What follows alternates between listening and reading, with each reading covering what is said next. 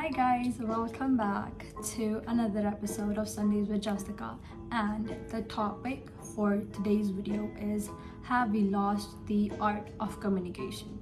So once upon a time, the process of interacting with another human being was woven into the very fabric of our daily lives.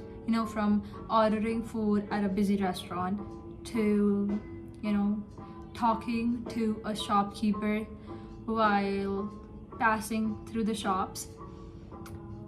So once interaction was a part of our daily lives, but now those things are replaced by touchscreens, applications, and things like that. And instead of going out for shopping, we add items to cart. Instead of ordering food, they have given us QR scanners so that we don't actually have to order, but we can just add it, and order it without having to exchange a single word with the bartender.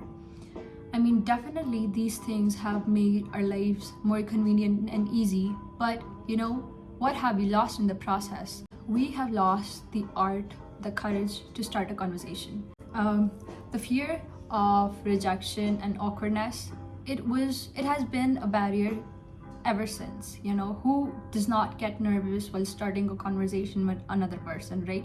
But in the past, we had no other choice. Back then, applications did not exist. We just had to do that. We just had to talk to some other person in order to get some help.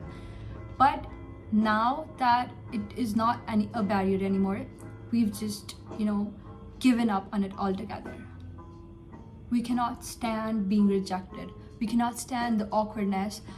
We cannot stand what it takes to get to know the other person better.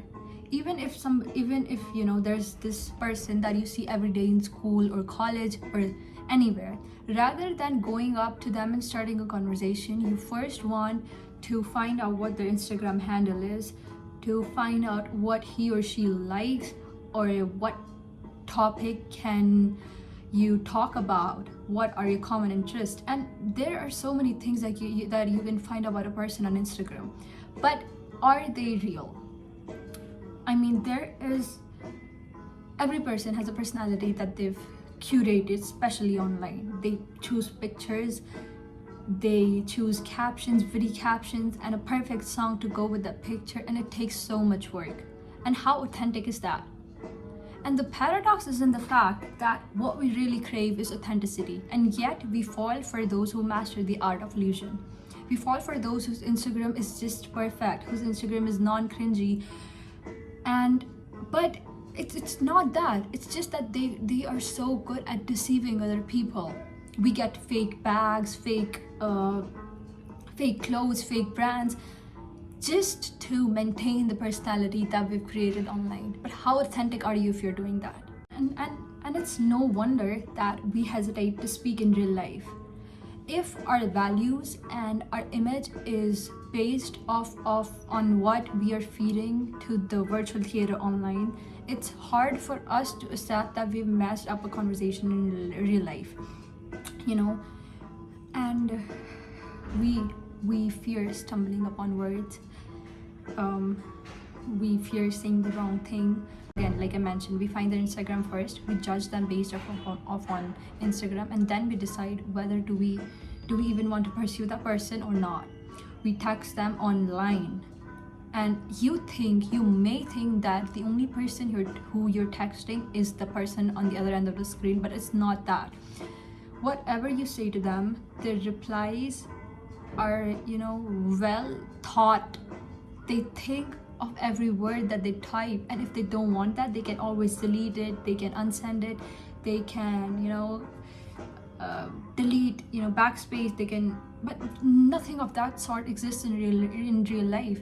And what gives you the guarantee that the reply that you got is from the person itself and not from a friend of theirs? The screenshots of what text you sent are being shared with their friends, and their friends are thinking what to reply to you rather than the person that you're talking to. So how authentic is that? And when you meet them in real life, the anxiety even goes higher, because since the replies that you gave were not really your own, you cannot manage to be, to be seen as somebody who's not that perfect, who is not that witty in real life. But that is what it takes to build an authentic relationship with somebody. You have to see and you have to be seen. It works both ways. And I think the internet has taken that away from us. We are so scared to talk in real life, but on Instagram, Lord, our DMs are filled. So we have lost the courage in the process.